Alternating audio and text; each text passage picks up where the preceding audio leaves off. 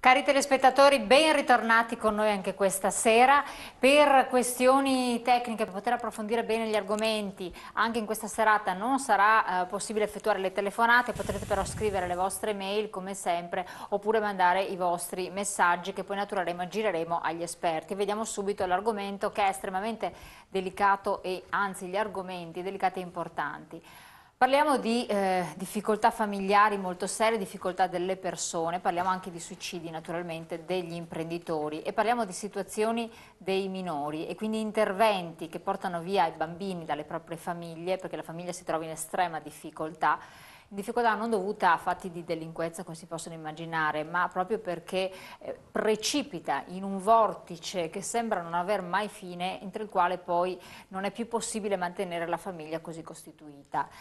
Intervengono i servizi sociali e molte volte i bambini sono quelli che ne soffrono maggiormente, oltre ai genitori stessi che subiscono una perdita dovuta non solo alla perdita dei propri beni materiali, perché la situazione è precipitata nell'ambito della famiglia per questioni anche di carattere economico, ma perché proprio non è più possibile procedere nella normalità, intervengono questioni di carattere penale e vengono sottratti i minori.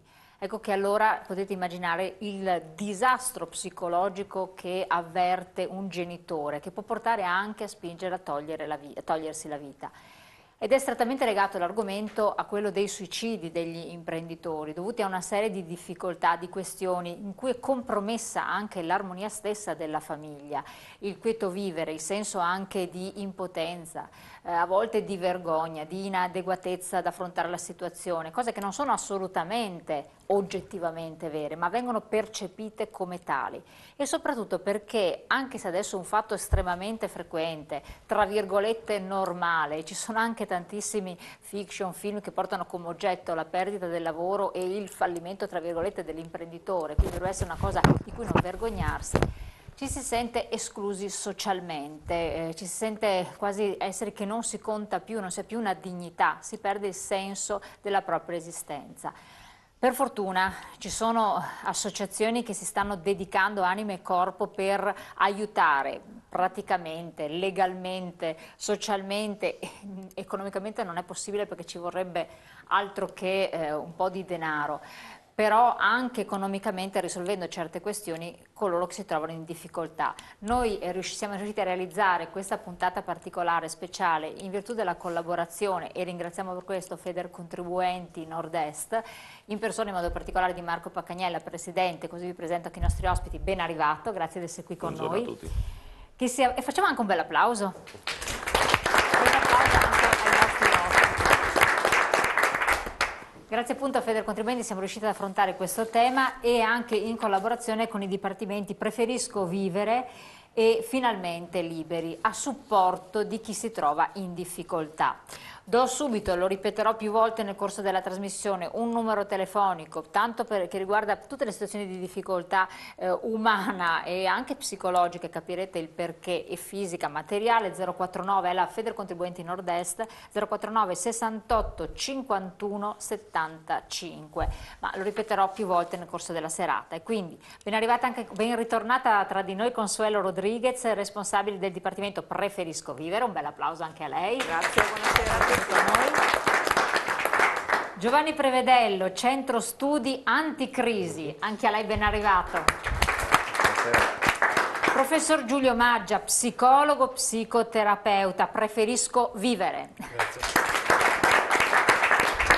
Avvocato Fabio Dalla Mura, sempre il nostro super esperto ormai per quel che riguarda tutte le dinamiche Elena, di carattere legali, grazie anche a lei, Federcontribuenti. E il vicepresidente dell'Ordine degli Psicologi, Oscar Miotti, grazie anche a lei. Buonasera.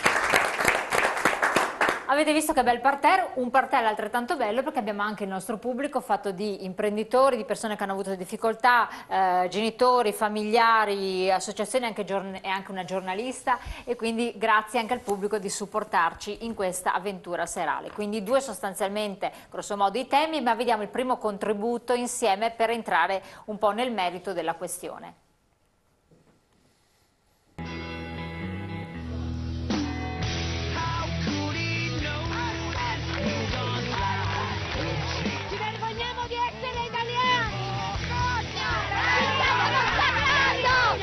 Non si muore per 2000 euro!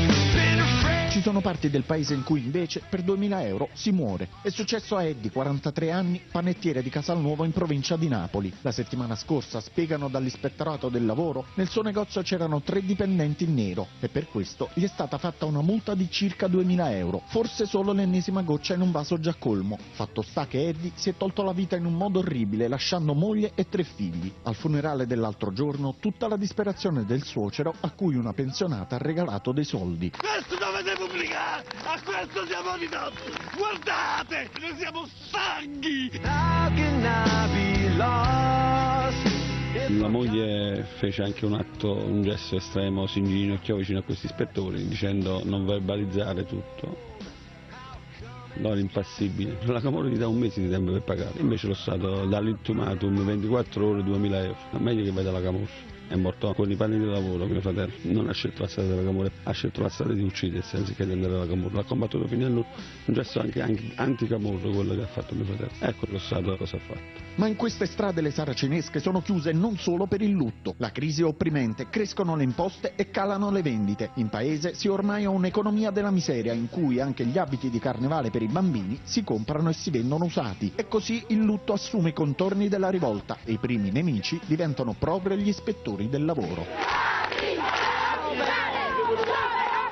Si è detto che è stato un omicidio di Stato. Mi offende come rappresentante dello Stato. Combattere il lavoro nero significa innanzitutto mettere in concorrenza leale le imprese e poi significa fare in modo che il lavoratore abbia effettivamente tutti i suoi diritti. E noi viviamo una situazione sociale dove il lavoratore non crede più nel fatto di essere iscritto all'INPS, all'INAIL e di essere tutelato rispetto a queste vicende.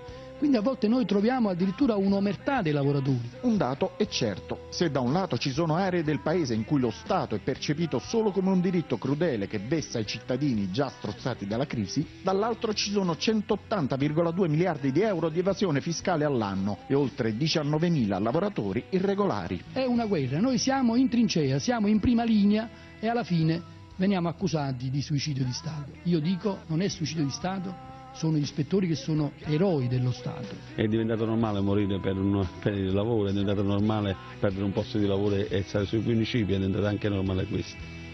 Questo è uno schifo per me, è uno Stato che non mi rappresenta. Un po' capire, uno Stato che non mi rappresenta, omicidio di Stato, questione che avete affrontato peraltro anche voi, senso di disperazione, rabbia che peraltro non viene neanche mai rappresentata nei media nazionali se non raramente, questo è stato estrapolato peraltro dalla 7, non abbiamo trovato altri contributi nazionali, ecco, per cui ci abbiamo tenuto a prenderlo anche che non fosse proprio Veneto, anche se ne abbiamo del Veneto. È una questione che non finisce, non se ne vuol parlare comunque. Più che omicidio di Stato è istigazione dello Stato al suicidio. E per quale motivo? Lo Stato dovrebbe essere il capofamiglia di tutti gli italiani e dovrebbe vedere e provvedere a tutti i problemi che hanno i suoi contribuenti, i suoi cittadini, mentre vediamo da anni l'intensificarsi di questo fenomeno e nessuno fa nulla, non vediamo nemmeno la cosa più elementare, tipo uno spot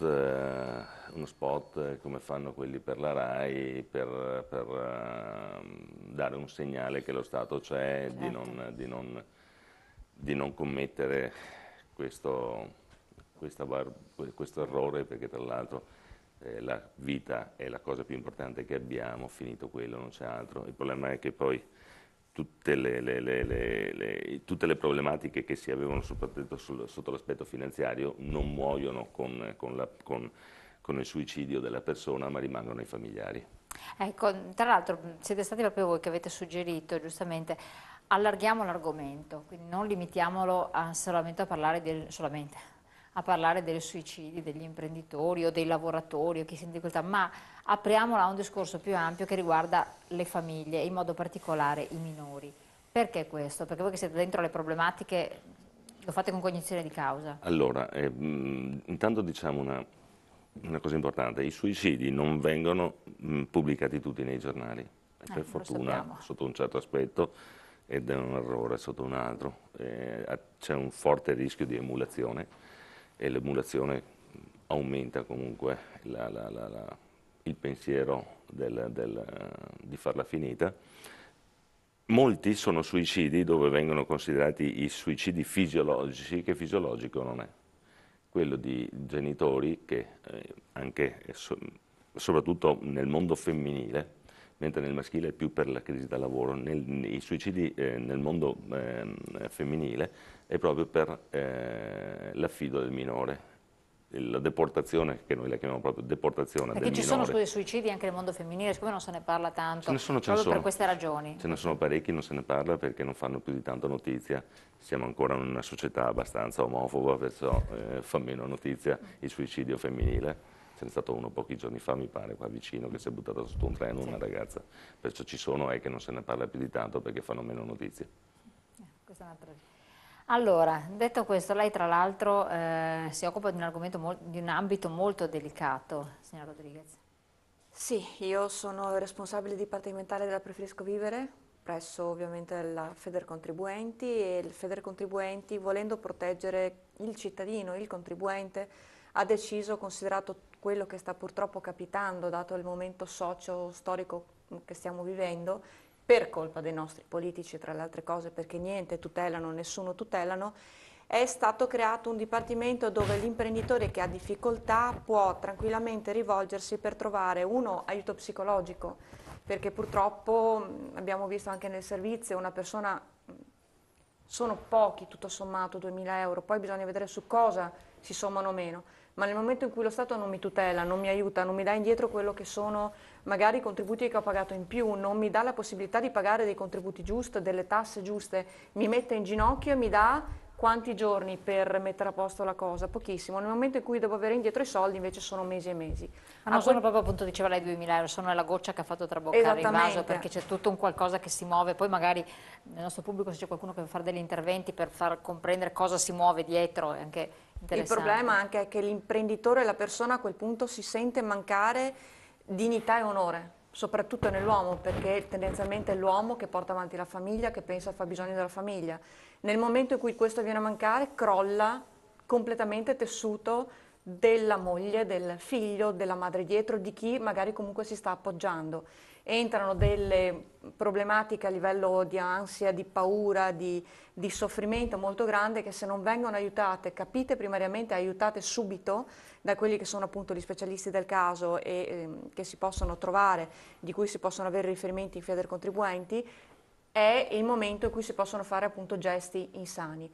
Una volta che viene strutturata questo tipo di aiuto e la persona recupera una realtà più razionale, il problema è inutile dire no, signore, il problema è finito, non è vero, però c'è l'aiuto tecnico che permette di evidenziare, di capire più concretamente le problematiche e di capire anche chiaramente come poter gestire, come rovesciare una situazione che magari sembrava incredibilmente negativa in un qualcosa che diventa positivo o che comunque riporta la persona a ritornare su una modalità di tranquillità o di capire che si può affrontare la problematica e si può continuare a preservare il dono più grande che abbiamo, che è la vita, ed è l'avventura più bella che può vivere una persona proprio la vita. Bisogna cercare di convincere di questo. Prego, si presenti anche così. Allora, sono Erminia della Fratina, sono una giornalista, io per un giornale nazionale ho intervistato, poi ci diranno meglio gli psicologi, ma insomma ho intervistato degli psicologi che si occupavano proprio di queste problematiche e sembra che soprattutto in Veneto e nel nord-est il problema principale è che gli imprenditori si identificano moltissimo con l'azienda, identificano azienda e famiglia, e quindi una volta che questo sistema va in crisi anche la vita stessa, quindi è difficile anche lavorare su queste persone, imparare a sostenere e a separare queste problematiche che sono diverse invece, cioè una volta che crolla l'azienda anche la famiglia, anche i figli nella loro mentalità vengono travolti dalla Ma è una rovina. peculiarità del Veneto, del nord-est eccetera come spirito proprio, oppure è l'imprenditore? Perché sono fatti che non sono avvenuti solo in Veneto ma anche da altre parti d'Italia e vedono coinvolta sempre la famiglia che si sfalda praticamente. Sono peculiarità di imprese sottocapitalizzate molto molto piccole e che quindi sono poco solvibili dal punto di vista bancario, e tutto questo diventa poi una fragilità che una volta che non incassano i soldi, iniziano a licenziare, i problemi si sommano e si arriva poi al fallimento che diventa non solo, come dire, aziendale, ma anche esistenziale. Questo è il nocciolo di fondo. Assolutamente. Centro anticrisi, a lei la parola. Centro studi. Sì. Questo è stato un entrare ancora più nel merito specifico, ma che dati avete a disposizione, che cosa riuscite ad elaborare? Diciamo che noi, un altro ramo di Federcontribuenti che si occupa del sostegno alle aziende, sostegno che non possiamo dare, come ha già anticipato lei, economicamente, ma lo diamo con una serie di attività associative e di professionisti che aiutano l'imprenditore a cercare di trovare delle soluzioni alternative che sono quelle rispetto a quelle bancarie. Noi ci occupiamo di quelle che sono le analisi per la verifica dei conti correnti e analizziamo il superamento dei tassi soglia. Che sono cose che lei sta raccontando tranquillamente, in realtà sono degli step importantissimi, sì. perché a volte se ne parla con grande, giustamente poi ci sono telespettatori che ci hanno scritto, ci dicono in 45 minuti avete sviscerato delle cose che possono salvare veramente l'esistenza delle persone, quindi per quello voglio anche soffermare. Quello che voi fate come analisi può veramente salvare un'azienda, perché ci sono imprenditori che si sono resi conto che avrebbero dovuto ricevere dei soldi dalle banche, per esempio. Abbiamo rilevato che certi imprenditori che purtroppo hanno scelto la via del suicidio, avendo saputo dei dati purtroppo postumi, avrebbero potuto tranquillamente festeggiare e non suicidarsi. Ecco, questa è una cosa importante. Altra cosa, un po' per legarsi a quelli che sono i problemi che a un certo punto diventano familiari, l'azienda quando comincia la fase di grossa crisi ovviamente si traina dietro anche quella che è la famiglia, per cui si trasferisce il problema dall'azienda alla famiglia. Generalmente le famiglie cominciano ad avere delle grosse sofferenze e i vari componenti si separano, per cui tutto quello che va legato anche al mondo dei figli e alle problematiche che poi i figli si trovano a dover subire. Assolutamente. Professore, ecco, siamo arrivati anche all'aspetto psicologico, sotto due versanti. Da un lato quello che riguarda la vita professionale della persona, il proprio essere, che si incarna anche con l'azienda stessa. Uno si realizza col lavoro, inutile e innegabile, a parte quello che dice la Costituzione, che poi non è un caposaldo della nostra Repubblica, però di fatto se può realizzarsi nel lavoro è la cosa migliore, e di conseguenza come va il lavoro la propria personalità ne subisce. Il Veneto. Soprattutto in un certo tipo, esatto, no, è vero, bravo, in altre parti d'Italia non è detto che sia così. E poi c'è l'aspetto della famiglia, quindi di equilibri che diventano grossi squilibri emotivi di forte attrito, di litigio, eccetera. Vediamo un po' come affrontate questa situazione. Il lavoro che rappresenta molto per la persona che poi intraprende un'attività e si realizza nel lavoro a tal punto che considera il lavoro come unica soluzione delle cose e spesso dimentica che ci sono anche altre risorse, fra cui anche la famiglia. È vero che la famiglia spesso si disgrega quando mancano le parti economiche di sostegno, però altre volte invece la famiglia si rinforza appunto perché c'è una crisi economica. Quello che è il nostro contributo è di mettere in rilievo gli aiuti che possono essere dati non soltanto dalla famiglia, ma anche da altre analisi che possono essere quelle legali, quelle fiscali, il fatto soprattutto di individuare nella persona qual è il vero problema. Il vero problema può essere sì quello economico, ma spesso anche altro. Cioè, vediamo cosa riscontrate. Ad esempio ci può essere anche una personalità che è depressa in quel momento ed è anche normale che una persona sia depressa quando comincia a perdere dal punto di vista economico le sue potenzialità e così via. Quindi lei dicendo una persona può anche essere depressa, che non è una tragedia, non è un male, non è neanche la peste, è una malattia che spesso noi non accettiamo. Esatto. vuol dire che con un supporto adeguato anche di carattere farmacologico nella fase, diciamo, dell'acme, dell'emergenza, se ne potrebbe venire fuori. Questo è importantissimo. Sì. Ecco, detto questo, e spero che questa cosa sia anche ben compresa nel senso più positivo del termine, ci interrompiamo un secondo per la pubblicità, perché poi continuiamo con i nostri ospiti per vedere di affrontare anche altre questioni. Tra poco.